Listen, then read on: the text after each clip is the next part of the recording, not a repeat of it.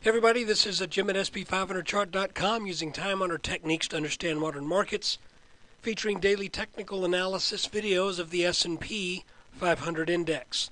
It's a little bit before 7 o'clock here on the East Coast, and before we get started, I need to remind you, as is always the case, www.sp500chart.com and this video are for educational purposes only.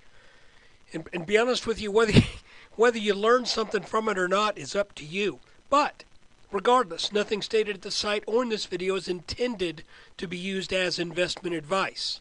I can draw lines on charts, but you have to draw your own conclusions from your own research. And you need to make investment decisions that are suitable for your personal financial situation. I'll say it one more time. What's good for one goose may not be good for the gander. There are people who can be down 50 grand in a day and they don't blink. Shoot, there are people who can be down 200 million in a day and they don't blink.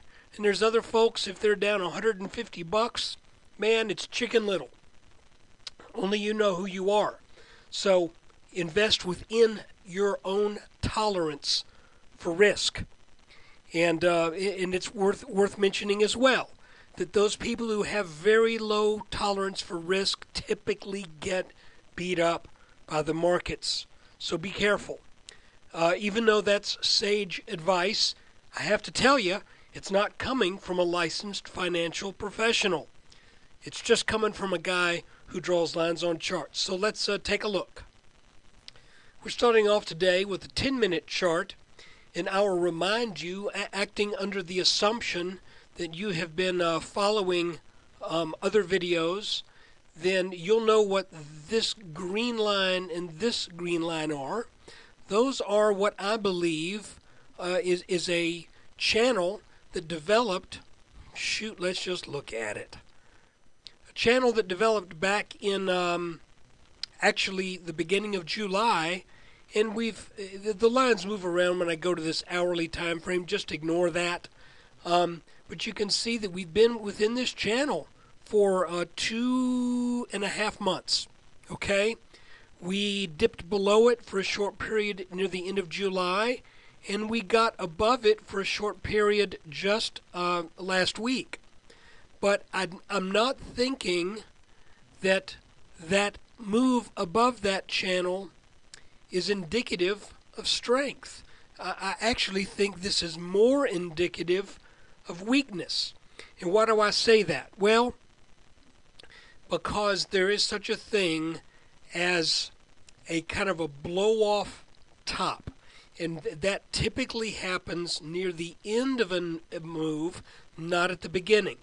And what it means is that things were going along pretty controlled, pretty uneventful, and it's usually where, quote, Joe Retail looks at something and goes, dadgummit, I better jump on this or I'm going to miss it. So who jumps on it up here? Who jumps on the market in the 1440s? Okay? Think about that just for a second. You had all this opportunity back in the 1320s. You had all kinds of opportunities even below 1300. We had a clear buy signal down in this area here. If you look at this steep descent right here, okay, you had something that says that should be about all she has as far as selling. But even if you didn't do that, once we started getting above this level around the 1334, once we got above that, that was our neckline of this kind of strangely formed partial inverted head and shoulders. Once above 1340, the handwriting was on the wall that the markets were reversing and were going to head back up. So, no offense to anybody who just bought here, but the smart money was getting in low. Now we're looking at a market where it appears, and I suspect, I may be wrong, but it looks to me like getting up over this controlled, this channel that shows controlled buying and selling by a rather orderly market, we all of a sudden have a sudden inrush of people wanting in. And they wanted in on the announcement of QE3.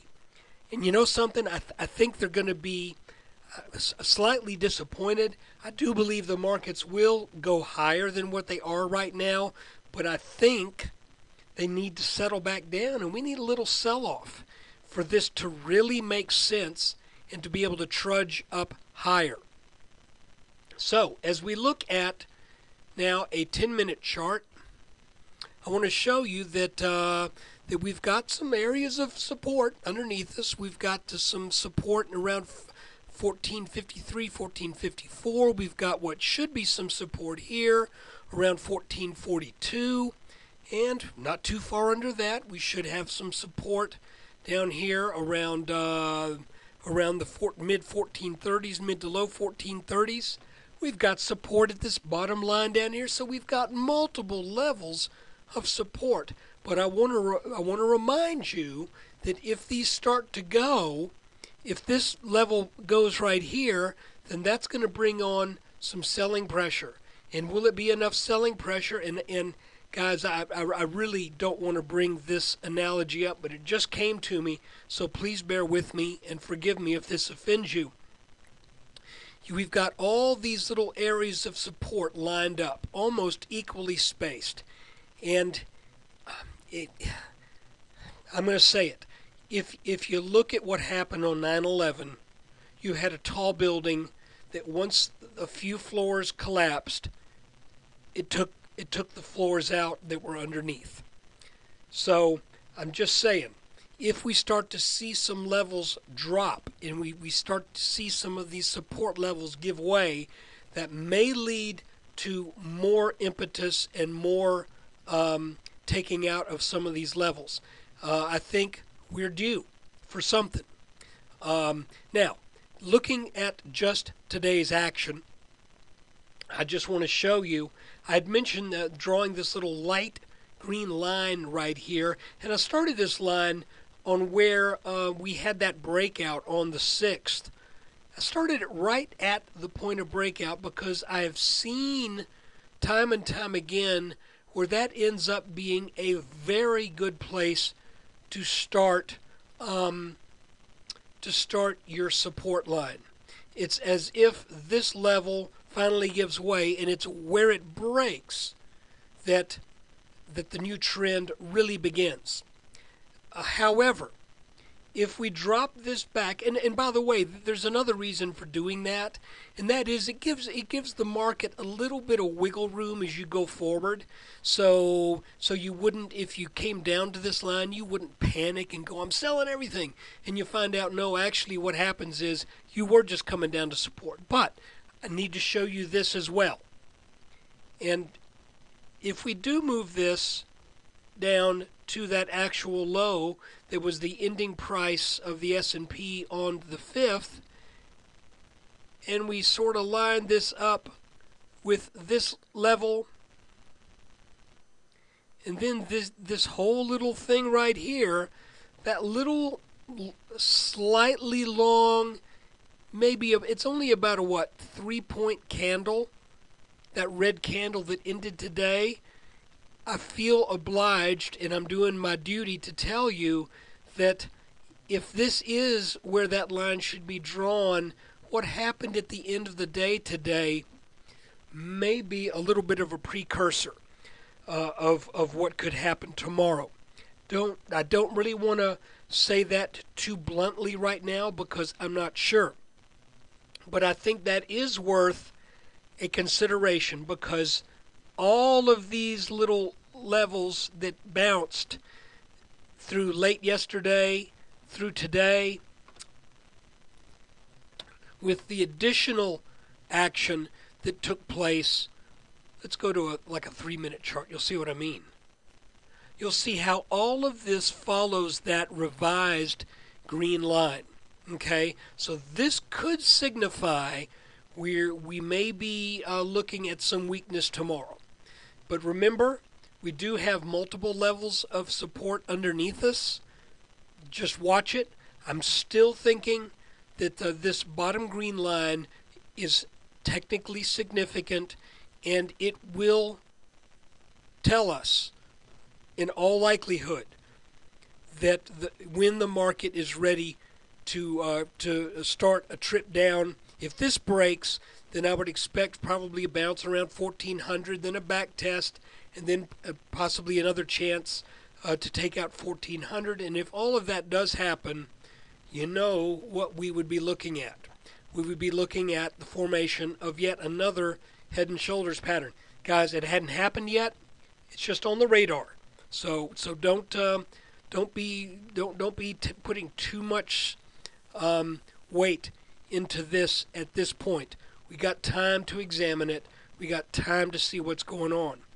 But look, I think that's about all that needs to be said after the market today, because it really was pretty much a flat day, traded within a narrow range. But it looks like we may be potentially setting up some weakness for tomorrow, and if so, we could be seeing the fruition of what still looks suspiciously like a little bit of a blow-off here that took place last week on the announcement of QE3. So thanks again for watching the video. I really appreciate your support. My thanks to those who subscribe, both to the YouTube channel and to the website sp500chart.com. If you're not a subscriber and you're looking at this video and it's not September 19th, but it's September 21st or 23rd or October 12th, whatever it might be, if this is information that you think might have been useful to you on the 19th, you could have been looking at it if you just were willing to give up less than a cheap cup of coffee per day. $19.95 per month. That's how much it costs. So look, take care. Thanks a lot.